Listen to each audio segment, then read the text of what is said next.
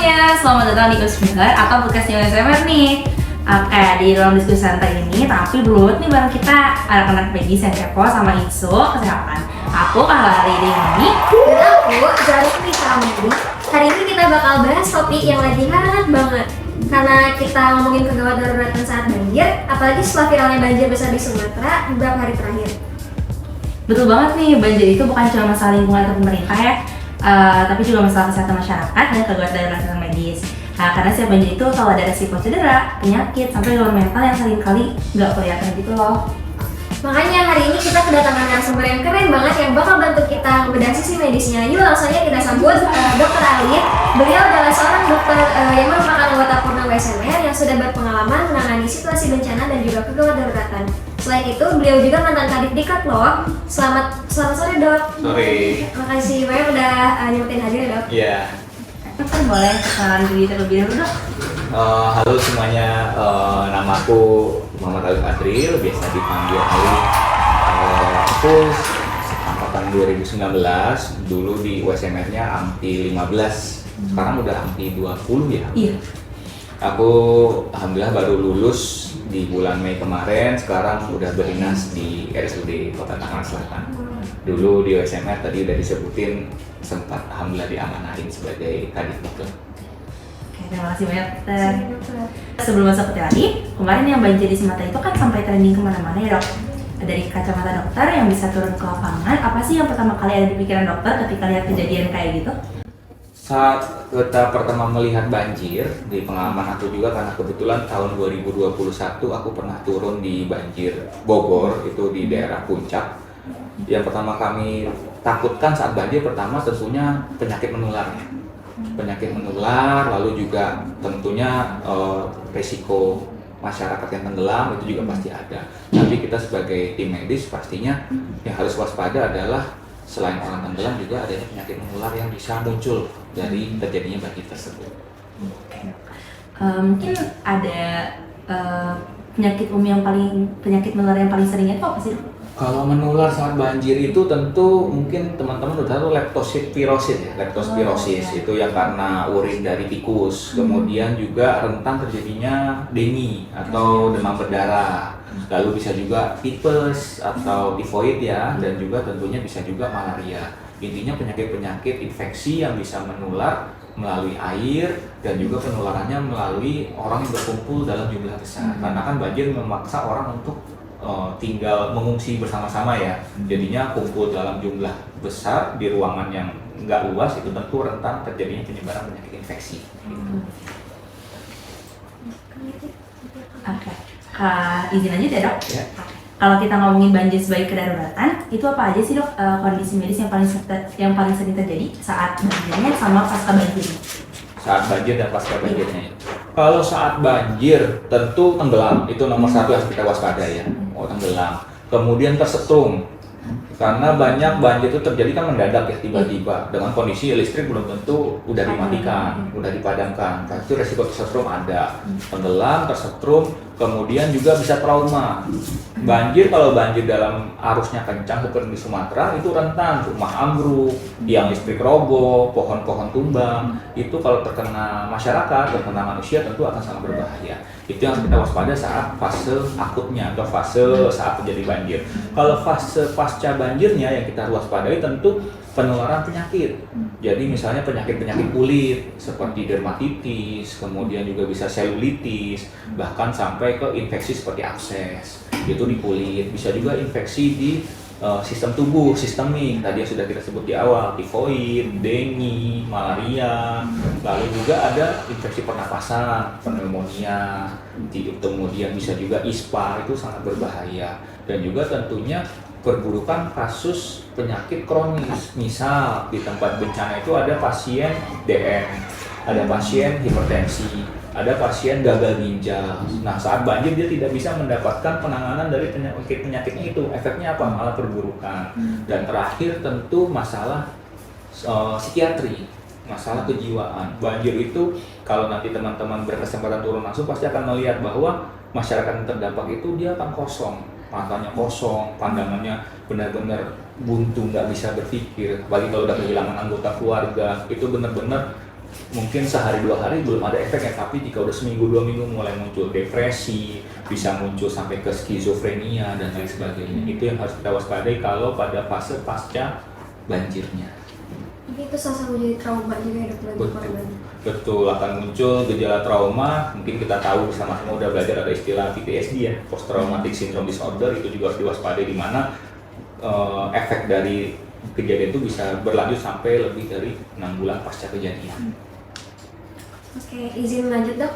Jadi kemarin tuh sempat banyak banget ya dok di video-video TikTok, apalagi banyak warga yang terjebak. Misalnya ada yang hipotermia, ada yang cedera kena reruntuhan. Nah dalam kasus kayak gitu tuh apa sih dok langkah first aid yang paling krusialnya?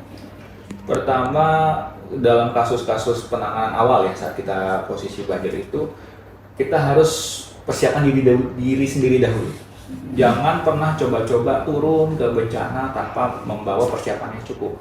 Dalam artian kita harus melengkapi dengan alat pelindung diri, masker, kemudian baju pelindung, sepatu boot, dan lain sebagainya. Kedua, harus kenali areanya. Kita nggak boleh langsung tiba-tiba langsung turun tanpa tahu kondisi medannya seperti apa. Jadi harus ada briefing terlebih dahulu. Kita harus pelajari dulu gimana sih kondisi wilayahnya, daerah mana yang terdampak, sedalam apa banjirnya, lalu apa potensi ancaman yang muncul, bagaimana perakiraan cuacanya. Itu yang harus kita waspadai. Lalu kemudian tentu kita harus bekali diri dengan pendidikan atau materi tentang kedaruratan. Kita harus tahu tentang cara penanganan hipotermia seperti apa, penanganan trauma seperti apa. Jadi kita mengusahakan membantu korban, kitanya aman, korbannya juga tetap aman. Jangan sampai kita membantu korban malah menambah beban baru, malah menambah yang diselamatin makin banyak, itu yang bahaya.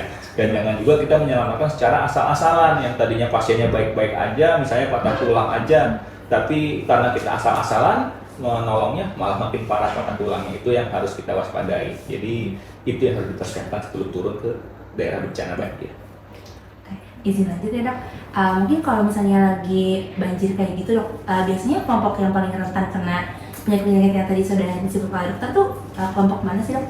Oh tentu, kalau untuk kelompok rentan kita ada 2 besar yang harus kita waspadai, anak-anak dan lansia. Kenapa anak-anak? Pertama, anak-anak daya imunnya masih rendah. Kedua, kebanyakan anak-anak itu dia nggak ngomong kalau dia sakit. Terlepas dia mungkin udah usia besar ya, 8 tahun, 9 tahun ke atas, dari pengalaman kami, pengalaman saya, jika masih belum masuk usia dewasa tuh dia kalau sakit diem-diem aja. Diatepin aja, diem aja, tiba-tiba udah demam 40, itu yang kita waspadai. Kemudian anak-anak kecil, bayi-bayi yang baru lahir, itu juga harus kita waspadai. Anak-anak di bawah 2 tahun, balita itu harus kita waspadai karena itu kelompok rentan. Kemudian lansia. Lansia ini dalam artian bukan berarti dia nggak bisa ngomong, tapi mobilisasinya udah sulit. Kita nggak bisa memaksa nenek-nenek atau kakek-kakek langsung bergerak cepat ke fasilitas kesehatan. Itu harus kita pantau, harus kita observasi secara detail. Jangan sampai terlewat, karena kondisi anak-anak dan lansia itu jika mengalami perburukan akan dropnya sangat cepat, hanya dalam waktu hitungan menit sampai jam. Jadi awalnya masih bisa ketawa-ketawa, masih bisa hahaha makan dengan baik, tiba-tiba setengah jam kemudian udah pingsan, nggak sadarkan diri. Itu yang harus kita waspadai. Selain juga dari 2 itu, lansia dan anak-anak, tentu kita harus melihat, kita harus men-screening masyarakat di situ sakitnya kira-kira apa yang paling banyak. Jangan sampai ternyata ada pasien yang sakit berat kita nggak tahu hanya karena dia bukan lansia atau anak-anak. Itu kira-kira. Oke, terima kasih banyak Ustaz. Oke, izin lanjut ya dok. Ya. Jadi setelah banjir itu surut, kan biasanya itu muncul outbreak penyakit-penyakit kayak leptospirosis yang tadi dokter sebutkan, terus kayak diare, infeksi kulit. Nah itu kenapa sih dok bisa terjadi dan apa sih tanda-tanda awal yang harus kita waspadai? Oke. Pertama untuk kulit ya, kalau infeksi kulit, kulit itu rentan muncul karena kalau banjir kan kulit kita terendam ya dalam air.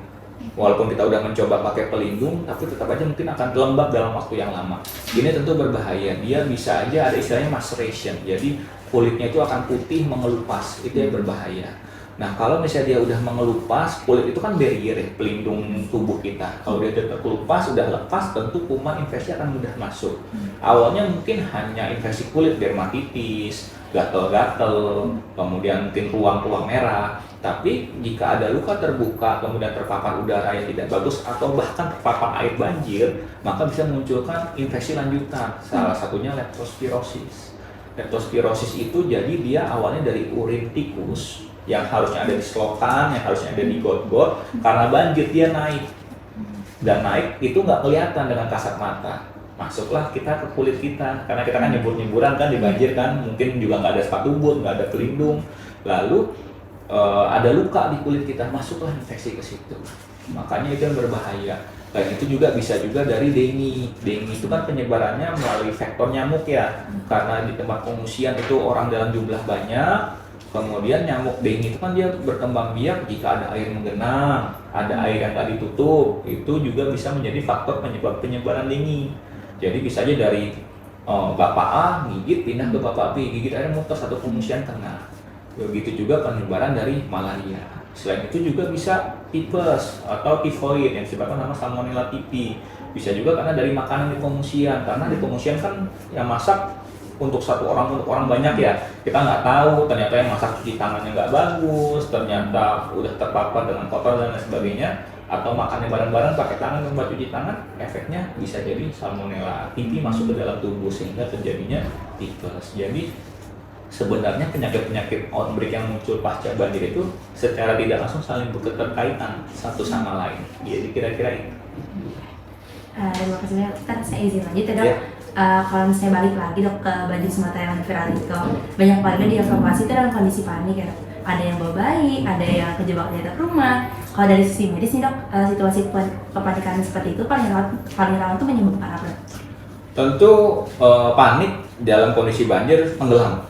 Itu yang kita takutkan ya, tenggelam. Jadi karena dia panik, dia nggak bisa menilai kondisi banjir di sekitarnya. Dipikirnya hanya selutut orang dewasa, ternyata seleher. Atau dikiranya hanya 1 meter, ternyata udah 2 meter. Atau mungkin udah tinggi nih sampai di atas atap, tapi karena panik kepleset akhirnya jatuh ke dalam aliran banjirnya. Itu yang kita takutkan. Itu pertama. Kemudian resiko terjatuh atau menyebabkan trauma itu juga berbahaya, dalam artian mungkin kita nggak tahu ternyata karena dia panik pondasi rumahnya nggak siap, akhirnya ambruk, kemudian ada pohon tumbang, tiang listrik yang roboh. Jadi kepanikan itu tentu nggak baik ya, jadi harus kita edukasikan. Tentunya ini salah satu tugas dari stakeholder pemerintah yang ada di daerah itu, bahwasanya harus ada promosi kesehatan sebelumnya tentang waspada terhadap bencana banjir agar tidak jadi panikan. Karena ketenangan itu juga salah satunya udah 50% dari kesembuhan. Mungkin teman-teman tahu itu post dari Ibnu Sina bahwasanya kalau kita tenang 50% dari aman itu udah kita pegang. Tapi kalau kita panik ya susah untuk mendapatkan rasa aman itu. Kira-kira Intinya jangan panik kalau ada bencana apapun itu. betul, kita harus tenangkan diri, kendalikan diri, dan harus bisa fokus dengan apa yang kita hadapi di depan. Ini reminder buat kita pribadi juga. Oke, baik, makasih banyak dok. Nah, nanti di segmen kedua kita bakal bahas skill dasar yang harus masyarakat punya saat menghadapi banjir. Jadi sobat isbar jangan kemana-mana ya. Jadi kan tadi kita udah sempat bahas ya dok, banyak banget penyakit yang bisa menular itu saat keadaan banjir nih dok. Mungkin masuk ke pertanyaan selanjutnya. Jadi kan dok, kalau misalnya dilihat nih dari kondisi banjir sekarang, banyak banget warga yang kulitnya itu terendam air keruh berjam-jam. Biasanya mereka itu muncul kayak keluhan gatal, luka jadi merah, terus kayak sampai infeksi. Nah itu sebenarnya apa sih mekanisme kenapa infeksi kulit itu cepat banget terjadi saat banjir? Oke, pertama tentu terutama kulit kaki ya, karena dia tadi kita udah sempat bahas terendam air dalam waktu yang lama. Kalau terendam air dalam waktu yang lama, otomatis kulit itu dia akan merenggang, lalu lama kelamaan dia akan terkelupas. Jadi lebih gampang terkelupas jika dia terendam air. Kemudian jika sudah terkelupas tentu akan membuka ya, kan kulit itu kita tahu sebagai barrier, sebagai pelindung dari tubuh kita. Dan dia begitu terbuka otomatis mudahlah masuk infeksi-infeksi itu ke dalam. Nah kalau udah masuk tentu itu yang bisa menyebabkan dari yang awalnya hanya gatal-gatal, kemudian sampai luka lecet, akhirnya sampai infeksi, sampai endingnya ada abses. Itu yang berbahaya. Jadi kenapa bisa seperti itu? Ya pertama karena terendam dalam waktu yang lama, kedua air banjir yang penuh dengan bakteri, dan tentu ketiganya suhu. Suhu dingin itu tentu menyebabkan elastisitas kulit itu menurun. Jadi kira-kira itu yang menyebabkan kenapa mudah terkena infeksi kulit pada saat banjir. Kalau misalnya infeksinya udah mulai memburuk gitu ya dok, mungkin tata laksana dari masyarakat sendiri itu apa sih dok yang bisa dilakuin sebelum kita rujuk mungkin ke Vaskes? Oke, untuk tata laksana awal sederhana yang bisa kita edukasikan, tentu pertama nggak boleh kena air banjir lama-lama. Jadi kalau misalnya ya kita kan nggak bisa menolak ya, nggak bisa memaksa ibu nggak boleh kena banjir, nggak bisa kayak gitu. Tapi kita bisa edukasikan, Bu, Pak, kalau udah selesai kena banjir langsung dibilas pakai air bersih.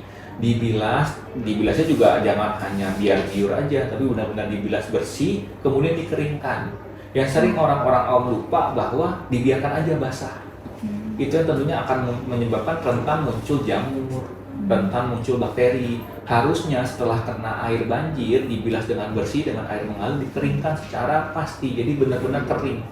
Jangan sampai menyisakan masih ada sedikit sisa air. Itu yang harus dijaga.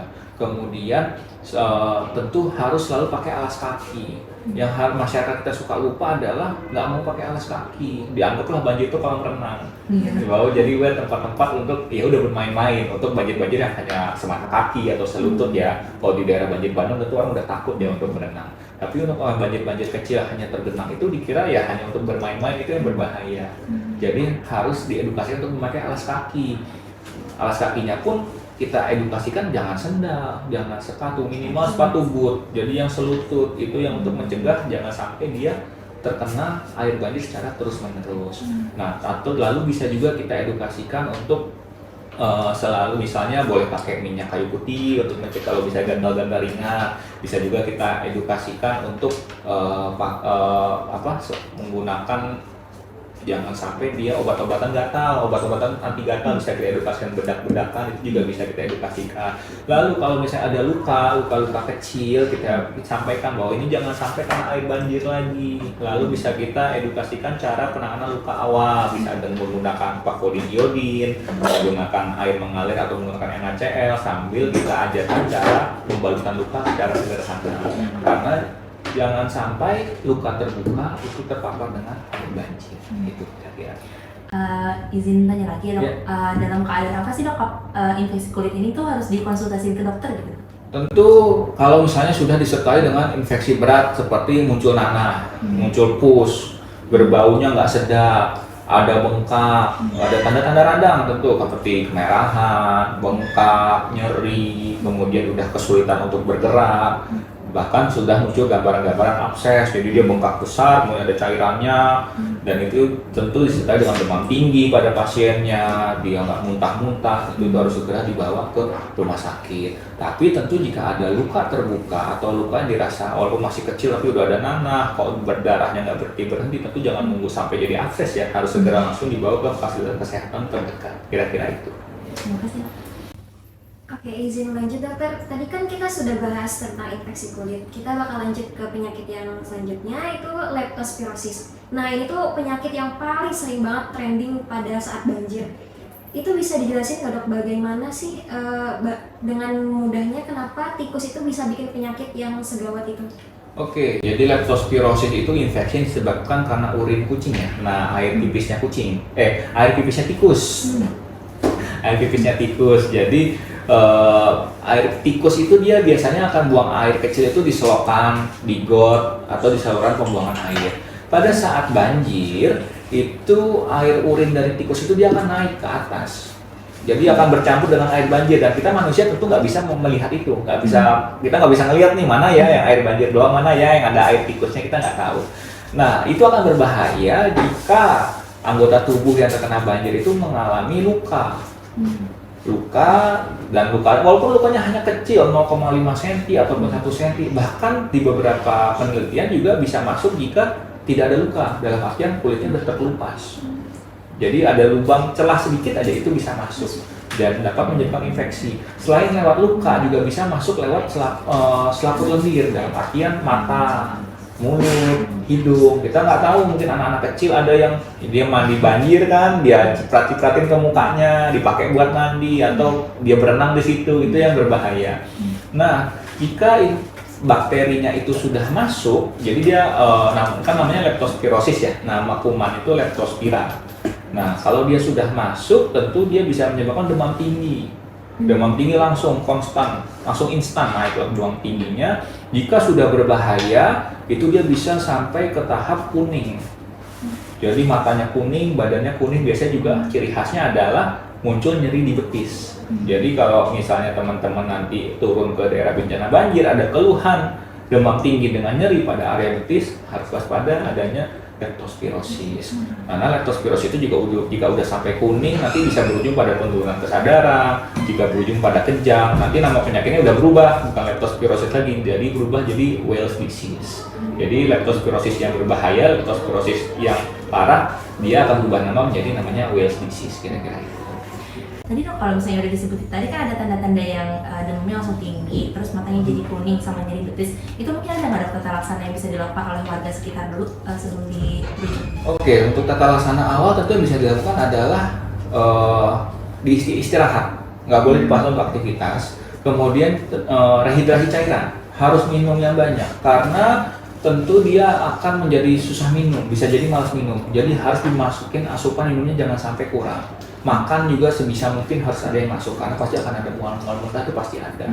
Kemudian tentu harus dikondisikan untuk direncanakan segera untuk dibawa ke fasilitas kesehatan karena nggak bisa dibiarkan berlarut-larut. Tata laksana awal sederhana yang bisa dilakukan ya tentu hanya dihangatkan, istirahat, dan memenuhi kebutuhan cairannya. Kira-kira seperti itu. Karena untuk penanganan lebih lanjut itu harus membutuhkan obat-obatan yang spesifik untuk leptospirosis. Aku mau tanya dok tentang diare sama kontaminasi air. Nah kan air banjir itu kan merupakan campuran antara limbah, sampah, dan juga kadang kotoran hewan atau manusia gitu kan dok. Nah itu bisa bikin penyakit diare yang meledak. Penyebab paling sering itu biasanya apa sih dok? Kayak virus atau bakteri atau yang lain?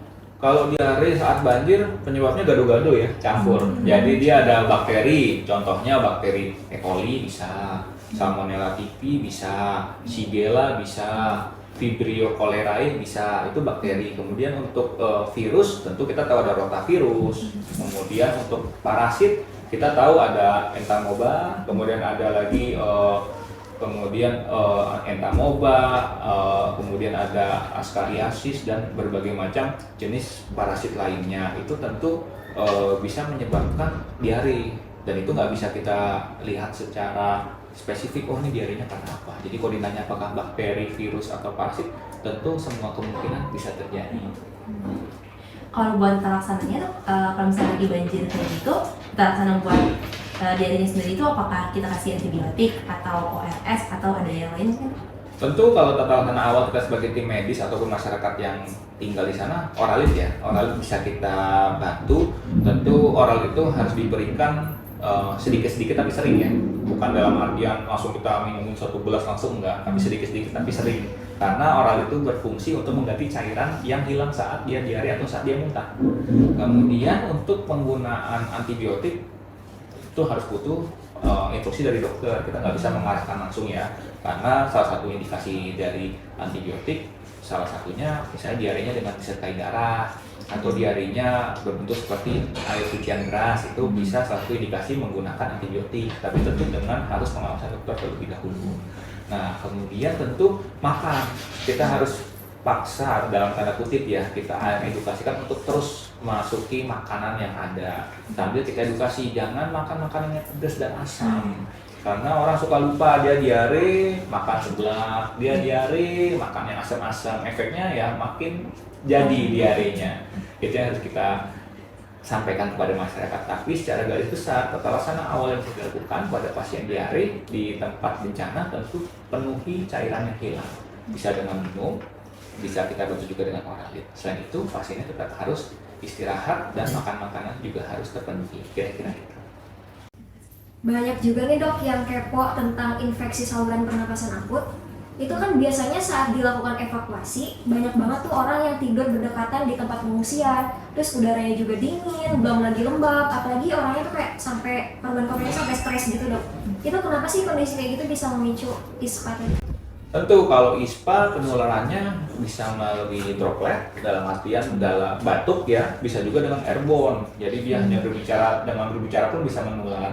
Tentu kita tahu salah satu dampak negatif dari bencana adalah terjadinya mass gathering di tempat pengungsian. Jadi berkumpulnya orang banyak dalam waktu yang bersamaan. Tentu dengan kondisi yang ala kadarnya. Kita tentu nggak bisa mengharapkan bahwa tempatnya dia disekat-sekat, kemudian tempat tidurnya layak, sirkulasi udaranya bagus. Karena dalam posisi bencana pun dari yang pernah saya lakukan saat dulu di Cianjur, gempa Cianjur, lalu banjir di Bogor, ya seadanya. Benar-benar yang penting ada tempat berteduh, yang penting ada tempat buat duduk dulu deh gitu, buat istirahat. Kita nggak bisa memikirkan untuk sirkulasi udara seperti apa, jarak antar orang itu seperti apa. Tentu itu rentan penularan ISPA. Jadi orang-orang sudah terpapar kesana kemari, duduk tiduran dalam waktu yang terus menerus, tentu ini rentan terhadap serangan dari penyakit ISPA. Kalau misalnya di keluarga ada punya anak kecil dan mulai batuk pilek di pengungsian nih dok, apa langkah pencegahan dan tata laksana awal yang paling simpel tapi efektif ya dok? Tentu masker. Dalam tempat pengungsian ini mau untuk saling menjaga, kita harus edukasikan dan kita harus mengusahakan adanya masker. Dan itu harus digunakan oleh semua tanpa terkecuali, baik yang sakit ataupun tidak sakit. Karena masker di sini fungsinya dua sisi. Dia bisa mencegah terjadinya penularan, dia juga bisa mencegah kita tertular. Gitu. Jadi kalau untuk anak bayi, anak kecil tentu akan susah ya pakai masker. Mau nggak mau kita yang dewasa yang harus memakai masker. Kemudian juga tentu ya kita harus mengusahakan sebisa mungkin tentang menjaga jarak, jangan terlalu berdempetan, dan terutama kita usahakan sirkulasi udaranya bisa berjalan bagus. Entah kita adakan kipas, entah kita buat tenda pengungsiannya lebih mudah sirkulasi udaranya lewat. Jadi itu salah satu pencegahan. Selain itu juga kita usahakan asupan makanan cukup untuk seluruh pengungsi. Jadi pengungsi ini jangan sampai kelaparan, susah makan, dehidrasi, sampai bahkan kelaparan atau puasa itu jangan sampai. Jadi kalau saya makan dan minumnya terpenuhi, mudah-mudahan harapannya daya tahan tubuhnya kuat sehingga begitu ada kuman atau bakteri penyebab ISPA, tubuh masih bisa sanggup untuk melawan. Itu kira-kira. Oke dok, ini juga kan sering terjadi setelah air mulai surut. Nah, genangan itu kan bakal berubah jadi sarang nyamuk kan dok tentunya. Kenapa pasca banjir justru risiko DBD atau malaria itu meningkat? Tentu saat air sudah mulai surut dan menggenang, tentu itu menjadi habitat utama perkembangbiakan dari nyamuk penyebab demam berdarah dan malaria.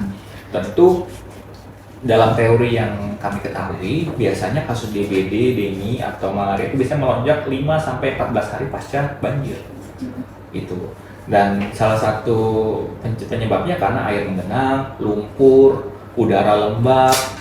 Makanya teman-teman pasti ingat ada gerakan 3M+ ya, mengubur, kemudian menutup, sama mengubur, menutup, kemudian menyiram ya kalau nggak salah. Dan ada plusnya itu dalam artian pakai lotion anti nyamuk, pakai kelambu. Jadi kita harus bisa sampaikan kepada pihak pengungsian, kepada pihak pengungsi bahwasanya jika ada air tergenang harus ditutup, harus dikubur, harus dibuang. Pokoknya jangan sampai ada air menggenang yang bisa menyebabkan peningkatan peluang nyamuk penyebab dengue atau malaria berkembang biak. Kemudian juga kita bisa sampaikan kepada stakeholder terkait untuk bantuan berupa lotion anti nyamuk, kemudian obat-obatan jangan sampai ada nyamuk di situ, lalu bisa kita tambahkan kelambu dan lain sebagainya. Kira-kira itu. Oke, jadi dari semua penyakit yang muncul pada saat banjir itu kuncinya memang kombinasi antara sanitasi, akses kesehatan, dan juga pengetahuan masyarakat tentang apa yang harus dilakukan ya dok? Betul sekali. Nah, nanti di segmen berikutnya kita bakal bahas apa aja skill kegawat daruratan yang harus dimiliki masyarakat saat menghadapi banjir, dari hipotermianya, luka, sampai evakuasi mandiri. Wah, seru banget ya dok bahas penyakit-penyakit yang sering muncul pada saat banjir. Dan jujur, banyak yang sebenarnya bisa dicegah kalau masyarakat paham apa yang harus dilakukan. Betul, karena di lapangan kita sering lihat masalah itu bukan cuma dari banjirnya, tapi dari ketidakpastian kita sendiri ya. Makanya penting banget buat tahu pertolongan pertama dan prinsip dasar keselamatan. Jadi di segmen terakhir ini kita bakal bahas hal yang paling krusial, apa aja skill gawat darurat yang harus dimiliki warga saat banjir, biar nggak panik, nggak salah langkah, dan bisa menyelamatkan diri maupun orang lain. Kita langsung aja nih masuk ke segmen berikutnya. Kalau ngomongin life saving skill saat banjir, apa sih dok 3 hal yang paling fundamental yang harus dikuasai siapapun, bahkan orang-orang awam? Oke, kalau secara pengalaman saya turun ke bencana, ada 3 hal penting yang harus dikuasai oleh setiap orang. Pertama yaitu tahu cara mengamankan korban. Dalam artian tahu caranya, tahu kemampuannya.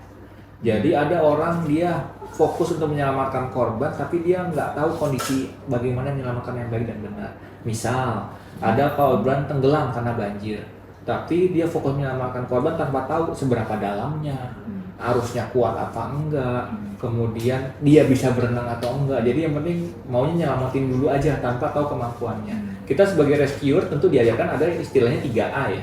Amankan diri, amankan pasien, amankan lingkungan. Ingat yang pertama, amankan diri. Jadi sebelum kita menyelamatkan orang, fokuskan diri kita aman dahulu. Nah ini yang di masyarakat awam masih kurang.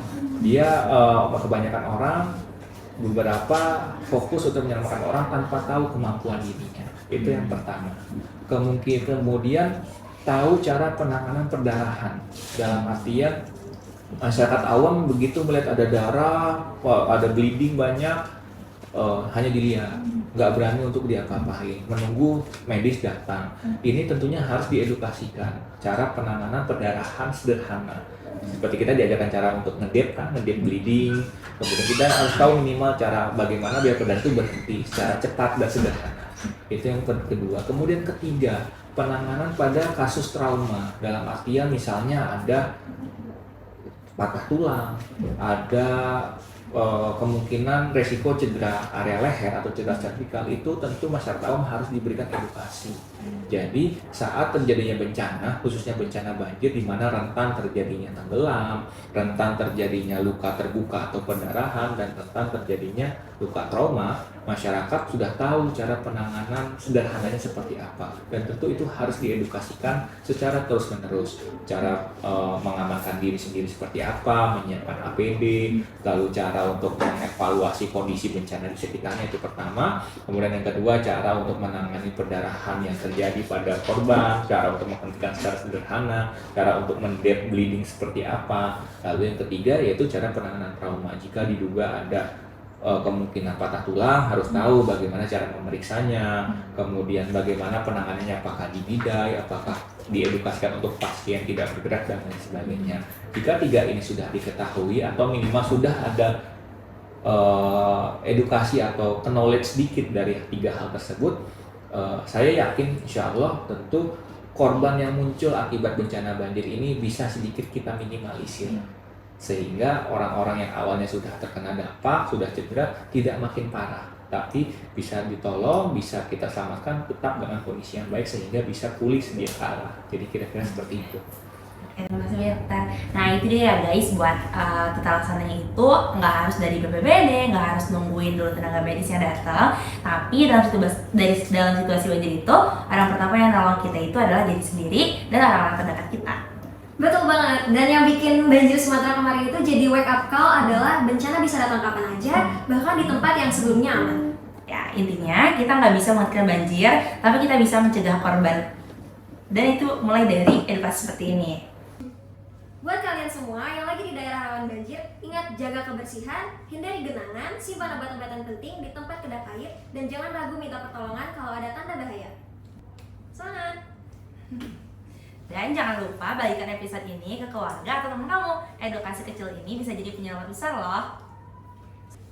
Oke, sampai di sini aja episode Usbar kali ini. Aku Zara Tunisa Medi sebagai host pertama. Dan aku Kahla sebagai host kedua, pamit. Tetap waspada dan tetap sehat ya teman-teman. Sampai jumpa di episode berikutnya.